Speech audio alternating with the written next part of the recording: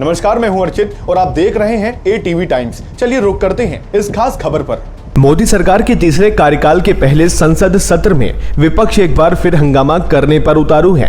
राज्यसभा हो या लोकसभा, विपक्ष नीट पर चर्चा की मांग करते हुए सरकार को घेरने पर लगा है और हंगामा कर रहा है। लोकसभा में आज विपक्ष के नेता राहुल गांधी ने नीट मामले पर पूरे दिन चर्चा की मांग की है। राज्यसभा में भी विपक्ष ने नीट मामले पर सरकार पर निशाना साधा।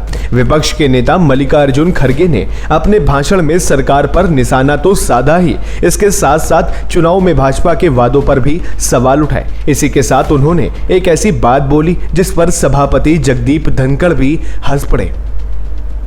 दरअसल खड़गे जब पीएम मोदी के चुनावी भाषण पर निशाना साध रहे थे, तभी कांग्रेस नेताओं ने माइक बंद करने के आरोप लगाए और जगदीप धनखड़ पर आरोप लगाए। कांग्रेस सांसद शक्ति सिंह गोहिल के आरोप पर सभापति धनखड़ भड़क गए और उन्होंने खड़गे को बोलने से रोकते हुए गोहिल के बयान पर नाराजगी जताई।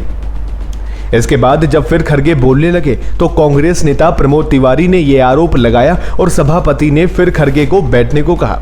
सभापति की इस बात पर विपक्ष के नेता नाराज हो गए और उन्होंने कहा कि सभापति जी, आप तो मेरी उठक बैठक करवाने पर लगे हैं। इस पर सभापति ने कहा कि खड़गे जी, आपसे ऐसी बोली की उम्मीद नहीं है, मैं बस संसद को सही तरीके से चलाने का काम कर रहा हूं। उन्होंने कहा कि गोहिल ही बीच में बोलकर खड़गे का अपमान कर रहे हैं। कांग्रेस अध्यक्ष खड़गे ने 2024 के चुनाव को लेकर भाजपा और पीएम मोदी पर निशाना साधा। उन्होंने कहा कि यह अहंकार तोड़ने वाला चुनाव था, क्योंकि पिछले सरकार के 17 मंत्री इस लोकसभा चुनाव में हार गए। खड़गे ने कहा कि किसानों को जीभ से रौंदने वाले मंत्री को हम कब से हटाने को कह रहे थे, लेकिन जनता ने उसे रौंद दिया।